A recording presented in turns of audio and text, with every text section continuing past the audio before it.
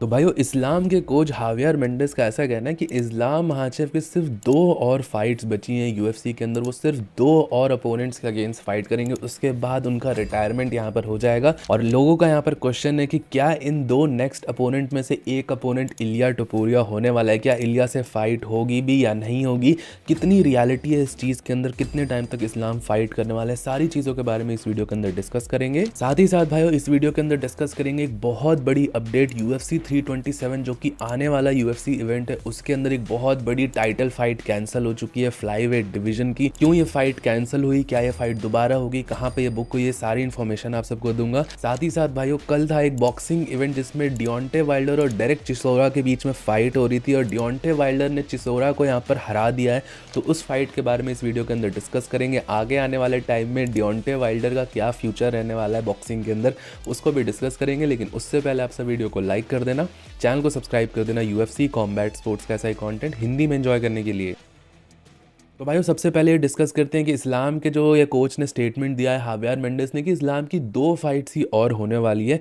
तो ऑब्वियसली भाइयों इसमें कुछ भी नया नहीं है। लोग तो इसको ऐसा प्रेफर कर रहे हैं कि फर्स्ट टाइम ही हमको ये सुनने को मिला है। ऑब्वियसली भाइयों ये चीज़ हमेशा से ही क्लियर थी, हबीब के साथ भी ये चीज़ थी, इस्लाम के साथ भी चीज़ थी कि ये लंबा टाइम फाइट नहीं करने वाले हैं।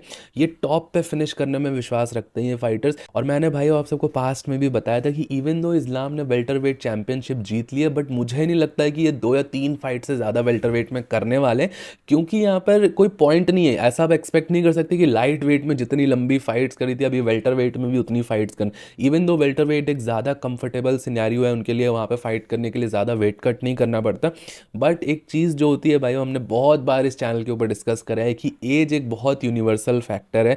हर फाइटर को वो इक्वली इफेक्ट करता है, चाहे वो इस्लाम हो, हबीब हो या कोई भी फाइटर हो। 35 के बाद ही भाई ये जो लाइटर वेट डिविजन्स होते हैं फ्लाई वेट से वेल्टर वेट के बीच में, इसके बाद 35 के बाद आप अच्छा परफॉर्म नहीं कर पाते, आपकी स्पीड वगैरह सब डिमिनिश करती है। और भाइयों आप खुद 35 36 के हो गए और आपके सामने कोई 23 24 25 का यंगस्टर आएगा, स्ट्राइकर, खतरनाक स्ट्राइकर होगा, उसके अगेंस्ट आप फेस नहीं करना चाहोगे अपने आप को एक फिजिकल डिसएडवांटेज पे रख के। और हबीब ने भी इन पास्ट यहाँ पर यही चीज बोली है कि इस्लाम को वो चाहते हैं कि वो सिर्फ 35 तक फाइट करें, उसके बाद वो रिटायरमेंट ले ले, क्योंकि यहाँ पर चीजें चेंज हो जाती है। आप अल्टीमेटली आपसे कोई ज्यादा बेटर फाइटर आ ही जाएगा और वो फिजिकली आपसे बेटर होगा। तो इससे बेटर है कि आप 35 के एज तक यहाँ पर रिटायरमेंट ले लो, ऐसा हबीब ने भी बोला था। और करेंटली इस्लाम हाँ जब 34 के हैं तो ये कहीं ना कहीं सेंस बनता है कि एक साल वो और फाइट करेंगे, उसमें शायद 2 फाइट्स यहाँ पे निकल के आ जाए। और भाइयों अगर आप सब मेरा ओपिनियन इस बारे में जानना चाहोगे तो मैं इस चीज से कहीं ना कहीं बहुत ज्यादा अग्री करता हूँ। Leave the game before the game leaves you.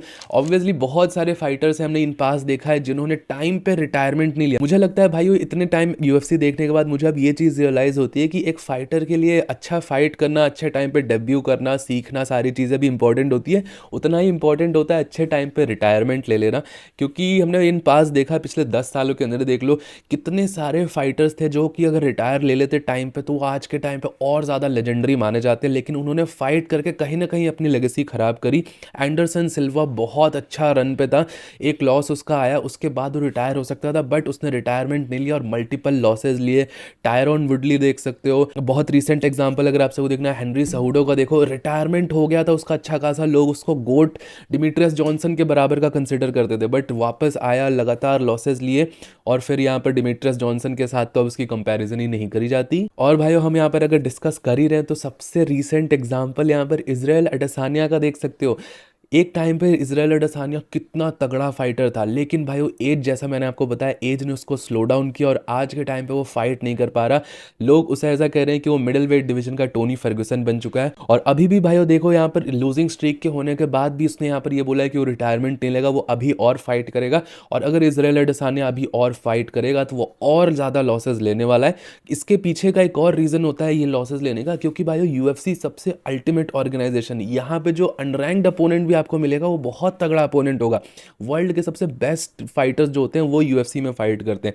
तो कोई ऐसी वैसी ऑर्गेनाइजेशन होती है तो एक बार को चल भी जाता है, बट यूएफसी के अंदर अगर आप ऐसे सोचोगे कि आपको कोई लेमैन मैच मिलेगा या कोई इजी मैच मिलेगा, वो बहुत ज़्यादा मुश्किल होता है। तो पर्सनली भाइयों मेरे हिसाब से तो ये एक बहुत ज़्यादा स्मार्ट डिसीजन है इस्लाम माचेव और उनकी टीम का कि अगर वो सिर्फ 2 फाइट्स के बाद यहाँ पे रिटायर करने वाले हैं।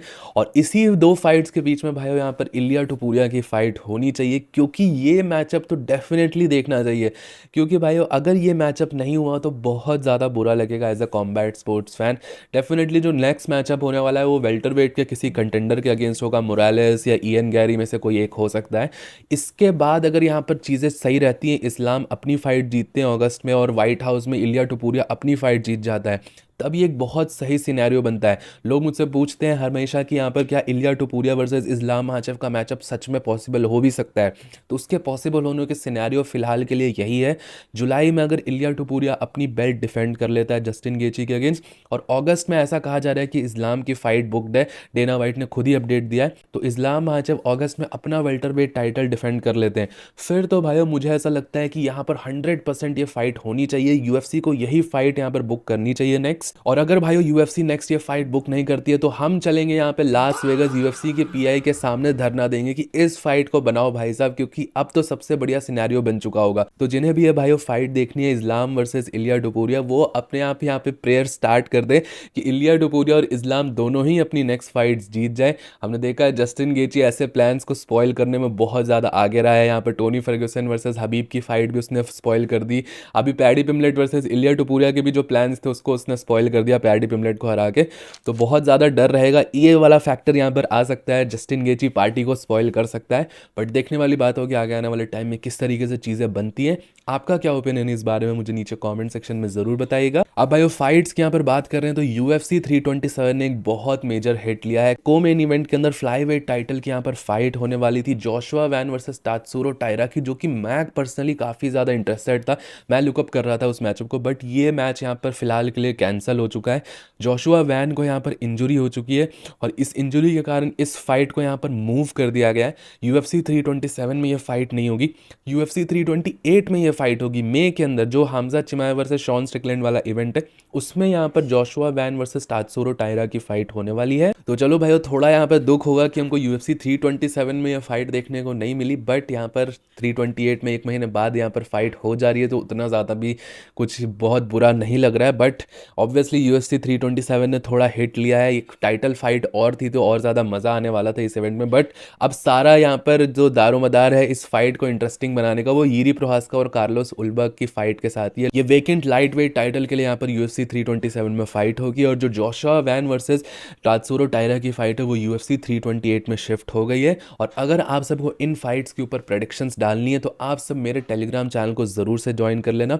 मैं अपने टेलीग्राम पे अपने खुद के प्रेडिक्शंस भी डालता हूँ, आप सबको कहाँ पे प्रेडिक्शंस करनी है, ऐसी कोई फाइट्स में चेंजेस आने वाली होती है तो अपडेट्स भी मैं सारी अपनी टेलीग्राम चैनल पे आप सबको बता देता हूँ, तो ज़रूर से इसको ज्वाइन कर लेना। उसका लिंक नीचे पिन कमेंट्स में आप सबको मिल जाएगा। अब भाइयों बात करते हैं यहाँ पर बॉक्सिंग के बारे में। आप सब मुझसे बहुत बार बोलते हो कि बॉक्सिंग को भी कवर किया करो, बॉक्सिंग की भी वीडियोस बनाया करो, तो यहाँ पर डिस्कस करते हैं कल जो एक फाइट हुई थी, बहुत ज़्यादा बड़ी फाइट थी यहाँ पर डियोंटे वाइल्डर वर्सेस डेरेक चिसोरा की। डेरेक चिसोरा की लास्ट फाइट थी यहाँ पर, और डियोंटे वाइल्डर भी यहाँ पर एक काइंड ऑफ रिटायरमेंट के बाद से ही वापस आ रहा था, और इन दोनों की फाइट यहाँ पे स्प्लिट डिसीजन तक गई और डियोंटे वाइल्डर इस फाइट को जीत गया। ऑब्वियसली अगर आप ओवरऑल मुझसे पूछने जाओगे तो बहुत ज़्यादा कोई टेक्निकल बॉक्सिंग फाइट तो नहीं थी, डियोंटे वाइल्डर जीत गया। मेरी भी प्रेडिक्शन यहाँ पे डियोंटे वाइल्डर के साथ ही थी, मैंने टेलीग्राम पे वापस इस प्रेडिक्शन को दिया था। अब भाई डियोंटे वाइल्डर की फाइट में यहाँ पे रिंग साइड पे एंथनी जोशुआ भी बैठा हुआ था, फिर लोग अब डियोंटे वाइल्डर वर्सेस एंथनी जोशुआ की फाइट के बारे में बात कर रहे हैं। तो ऑब्वियसली ये फाइट एक टाइम पे बहुत ज़्यादा इंटरेस्ट करती है, जो बॉक्सिंग देखते हैं उनको पता है कि डियोंटे वाइल्डर एंथनी जोशुआ अगर 2019, 20, 21 तक भी होती तो बहुत ज़्यादा इंटरेस्टिंग होती।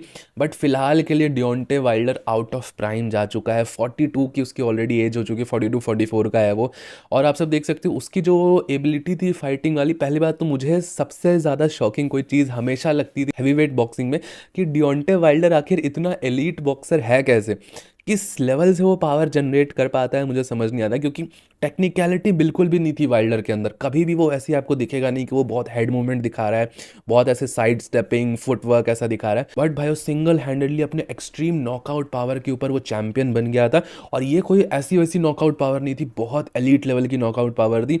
जब तक वो अपने प्राइम में था तो ऑलमोस्ट 100% नॉकआउट रेट के साथ वो चल रहा था, हर फाइट के अंदर नॉकआउट स्कोर करा था उसने अपने कैरियर के। अभी भी भाई उसके 95-96% नॉकआउट रेट है उसके यहाँ पर, तो आप समझ सकते हो कितनी ज़्यादा तगड़ी फाइट फाइट्स वो कर रहा था उस टाइम पे। लेकिन भाई अगर आप वाइल्डर को एक टेक्निकल बॉक्सर के हिसाब से देखने जाओगे तो बहुत बुरी स्किल्स है, ऐसा कोई भी टेक्निकलिटी वो नहीं दिखाता, बस वाइल्ड पंचेस थ्रो करता था और कोई ना कोई पंच उसका हिट करता था और नॉकआउट कर देता था वो सामने वाले को। बट भाई ऑब्वियसली यहाँ पर उसकी भी एज हो चुकी है, अब वो भी यहाँ पर नॉकआउट एबिलिटी भी उसकी थोड़ी बहुत कम हुई है, प्लस उसने खुद रिटायरमेंट लिया था काफ़ी टाइम, उसने खुद भी एडवोकेट करा है कि ज़्यादा लंबे टाइम फाइट नहीं करना चाहिए और अब आउट ऑफ प्राइम है डेफिनेटली। और एंथनी जोशुआ के साथ यहाँ पर अब मैच बिल्कुल भी सेंस नहीं बनाता है, क्योंकि एंथनी जोशुआ भी अब कहीं ना कहीं आउट ऑफ प्राइम जा चुका है, टॉप एलीट में तो वो भी नहीं अब गिना जाता है। तो ये फाइट उस टाइम पे बनती तो बहुत ज़्यादा मजा आता, बट फिलहाल इसका कोई भी इंटरेस्ट नहीं होगा। और मेरे हिसाब से तो भाई एंथनी जोशुआ अभी भी थोड़ा टेक्निकल है, थोड़ी बहुत उसमें फाइट बाकी है, तो डियांटे वाइल्डर को बहुत ईजिली हरा सकता है। बाकी आप सबका क्या सोचना है इस बारे में मुझे नीचे कमेंट सेक्शन में ज़रूर बताइएगा। टिल देन वीडियो पसंद आया हो तो प्लीज़ वीडियो को लाइक, चैनल को सब्सक्राइब कर दीजिएगा। मिलता हूँ आप सबको नेक्स्ट वीडियो में अगले अपडेट के साथ। Bye bye.